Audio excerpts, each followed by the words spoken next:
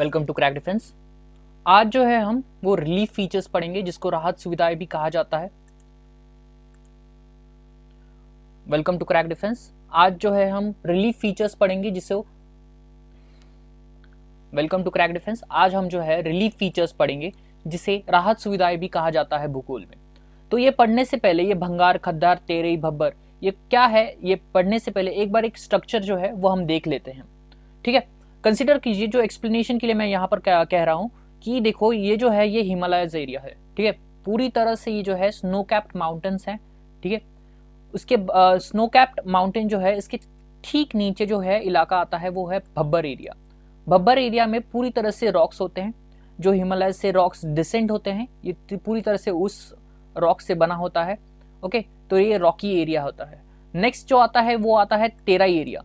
आपको मैंने पहले ही बताया था जो स्नो कैप्ड माउंटेन्स हैं यहाँ पर हिमालयज में, तो जब वो पिघलते हैं और जब ये रॉक्स से वो गुजरते हैं तो यहाँ पर पूरी तरह से कीचड़ और दलदल वाला एरिया बन जाता है जिसे कहते हैं हम तेराई एरिया। जो नेक्स्ट एरिया आता है वो नाम है भंगार।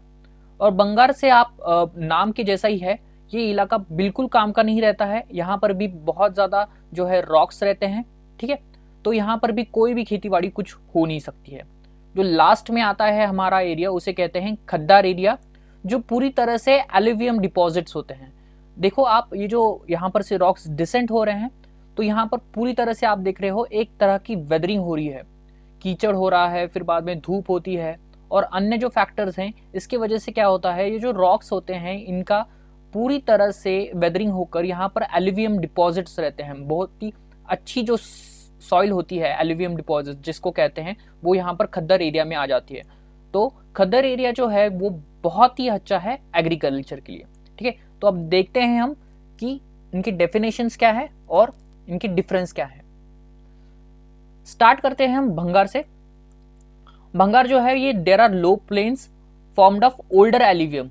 ओके, ये लो प्लेन्स है, ओल्ड एल्यूवियम से बने रहते हैं और ये बेल्ट जो है एंड होते हैं डायरेक्टली एंड में खद्दार में। ठीक है, खद्दार जो है deposits of fresh alluvium every year brought by the Himalayan reverse makes this belt of northern plains very fertile. मैंने जो आपको कहा था कि देखो क्या होता है कि जो भंगार में है ओल्डर एल्यूवियम है, ओके, वो बाद में लास्ट में डिपॉजिट होता है खद्दार में जहां पर फ्रेश एल्यूवियम होता है। फ्रेश एल्यूवियम आता है, जो नदी है हिमालयन नदी वो फ्रेश एल्यूवियम लाती है, उसके वजह से जो खद्दार एरिया है पूरी तरह से फर्टाइल हो जाता है। ठीक है, और ये जो बेल्ट है this belt and in Terai, ये लास्ट में एंड होता है तेराई में। तेराई में कैसे, तो आपको मैंने बताया था जो तेराई एरिया है वो माशी एरिया है। देखो आपने देखा होगा मैप में कि पहले आता है जो हमारा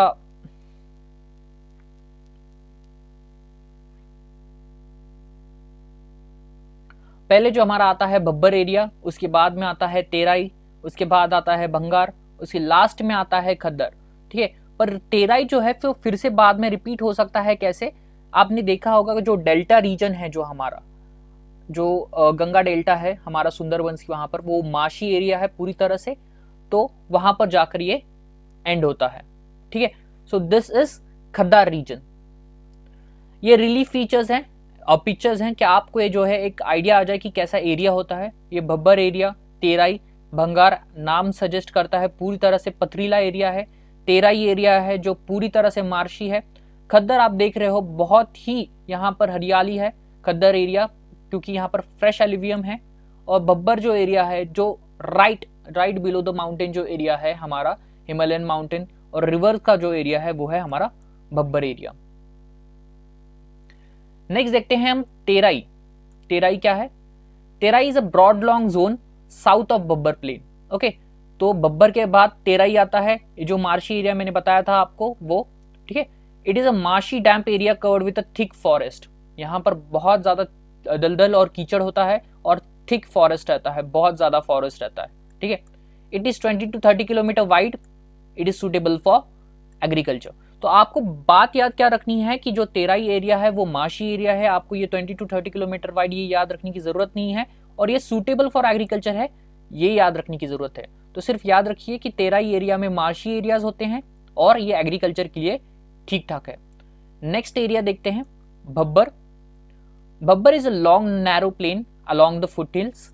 ओके, लॉन्ग नैरो प्लेन है अलोंग द फुटहिल जो है, it is a pebble studded zone of porous beds. ठीक है, तो भब्बर क्या है, जो भब्बर एरिया जो है वो राइट बिलो द माउंटेन्स है। तो वहां पर क्या होते हैं, आपको देखने को मिलते होंगे छोटे छोटे पत्थर जो होते हैं वो होते हैं। ओके, इसलिए कहा गया है pebble studded zone of porous beds. छोटे छोटे पत्थर यहाँ पर आपको देखने मिलेंगे।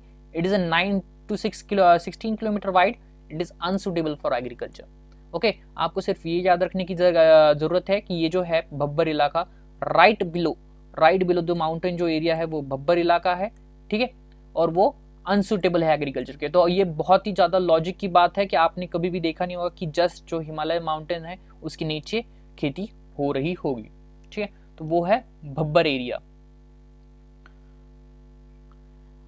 फिर से एक बार देख लेते हैं। हिमालयस हमने देखे थे, हिमालय एरिया है, उसके ठीक नीचे जो है भब्बर एरिया है, जो वहाँ पर रिवर वगैरह फ्लो करके आती है। जो वैली वाला एरिया है वो भब्बर एरिया है। उसके बाद जो आता है दलदल वाला एरिया उसे कहते हैं तेराई। ओके, उसके बाद जो बीच में आता है वो है भंगार, जहाँ पर पथरीले मैदान रहते हैं सभी। और लास्ट में आता है हमारा खद्दार, जहाँ पर एल्यूवियम, फ्रेश एल्यूवियम डिपॉजिट रहते हैं, जहाँ पर बहुत ही अच्छी खेती होती है। और खद्दर के बाद भी जो है वो तेरई आ सकता है।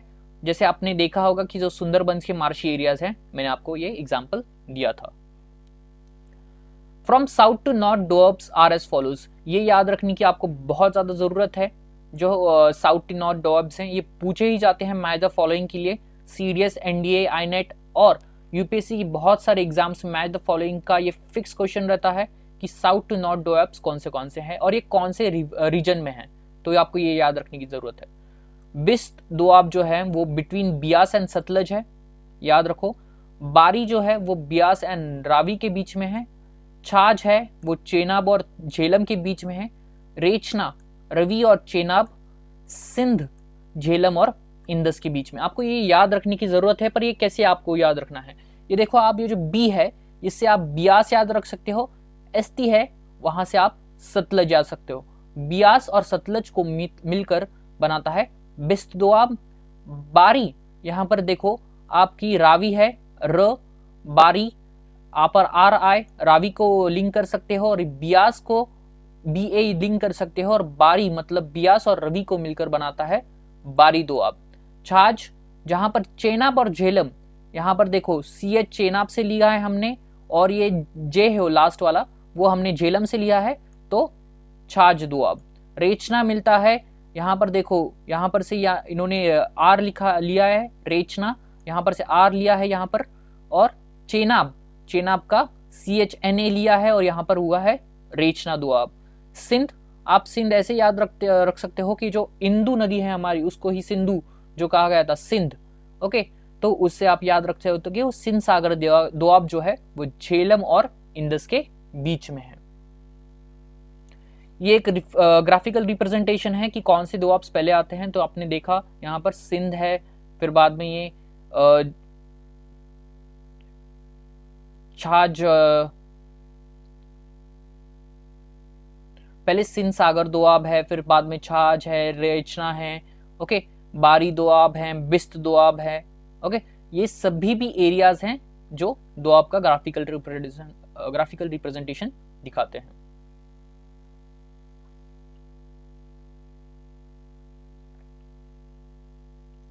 This is a graphical representation of Sindh, Chaj, Rechna, बारी और ये जो है बिस्त दोआब। यहां पर इनका ग्राफिकल रिप्रेजेंटेशन दिखाया है।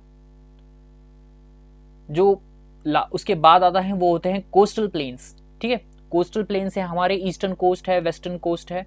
ठीक है, कोस्टल प्लेन्स आपको इस पिक्चर में दिख जाएंगे अच्छे से। ये जो है हमारा ये वेस्टर्न कोस्ट है, ये हमारा ईस्टर्न कोस्ट है। यहाँ पर आपने देखा होगा कि इस कलर, ये जो कलर है ईस्टर्न कोस्ट प्लेन का, ये इस कलर से पीच जैसा जो कलर है वो उस कलर से रिप्रेजेंट हो रहा है।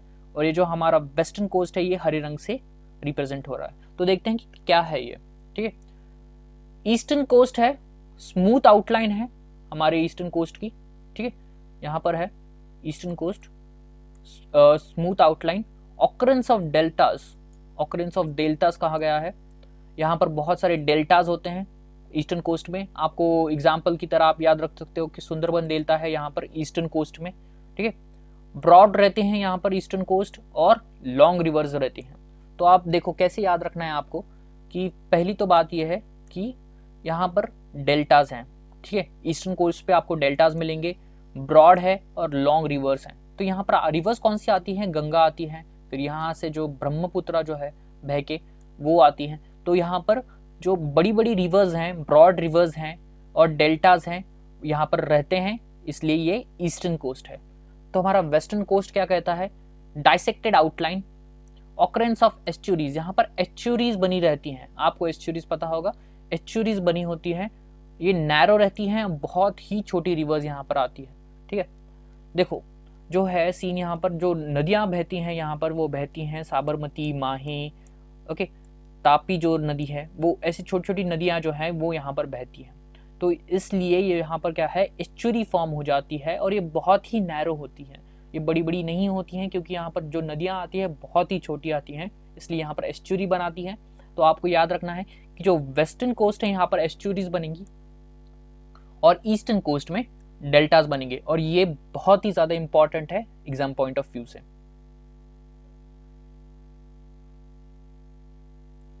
ठीक है। Eastern Ghat and western Ghats, eastern Ghats और वेस्टर्न घाट्स देखते हैं। Located east to Deccan plateau, okay, they are parallel to east coastal पैरामंडल नॉर्दर्न सरकार, ठीक है। ईस्टर्न घाट जो है हमारे, ये लोकेट होते हैं डेक्कन प्लेटू के ईस्ट में, पैरेलल रन करते हैं हमारे ईस्टर्न कोस्ट कोरामंडल और नॉर्दर्न सरकार को। आप देख सकते हो मैप में, जो हमारा ये जो ईस्टर्न ये पार्ट है, ठीक है, ये हमारा ईस्टर्न वाला पार्ट है और ये रन करता है सिमिलर टू द जो नॉर्दर्न सरकार्स वगैरह हैं। और ये देखो ये जो पार्ट है ये डेक्कन प्लेटू का एरिया है, तो ये जो पार्ट है ये ईस्टर्न वाला हो गया और ये जो पार्ट है वो वेस्टर्न पार्ट हो गया।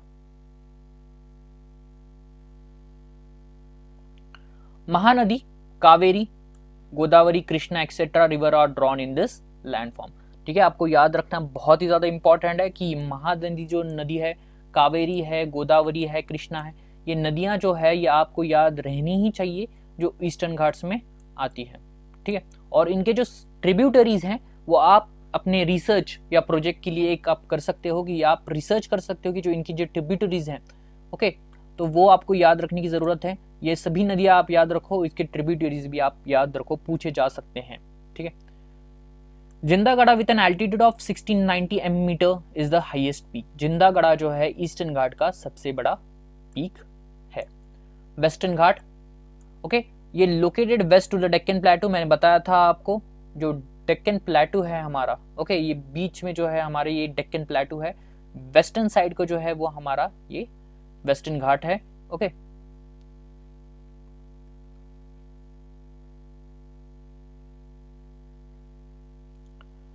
पैरेलल रन करता है वेस्टर्न कोस्ट से, ओके, जैसे ही वेस्टर्न घाट है वेस्टर्न कोस्ट भी उसी वहीं पर है। कोंकण, कन्नड़ और मालाबार आपको देखने को मिल सकता है। कोंकण जो है वो हमारा महाराष्ट्र के जो एरिया है, कन्नड़ जो है हमारे कर्नाटका का जो एरिया है रन करता है, और मलाबार जो है हमारा केरला का एरिया है वो रन करता है parallelly to the western coast. Narmada, Tapi, Sabarmati and Mahi etcetera rivers are drawn in this land, जो नर्मदा नदी है, तापी है, साबरमती है, माही नदी है, मैंने आपको पहले भी एग्जांपल दिया था, वो सभी भी वेस्टर्न घाट्स में आती हैं। तो आपको एक याद करने की जरूरत है कि ये जो नदियां हैं आपको याद रखनी है, और इनकी जो ट्रिब्यूटरीज हैं वो भी 1 से 2 बार पूछी गई हैं एग्जाम में, तो आपको ये याद रखना है। Anaimudi with an altitude of 2695 metre is the highest peak, Anaimudi जो है वो यहाँ का हाईएस्ट पीक है। यह आपको कभी भी याद रहना ही चाहिए, जो जिंदागढ़ा है ईस्टर्न घाट का पीक है और अनाईमुड़ी है, बहुत ही बेसिक है, और ये बेसिक क्वेश्चन, इजी क्वेश्चन जो रहते हैं, ओके, एग्जाम्स में, तो वो आप क्लियर कर सकते हो आराम से।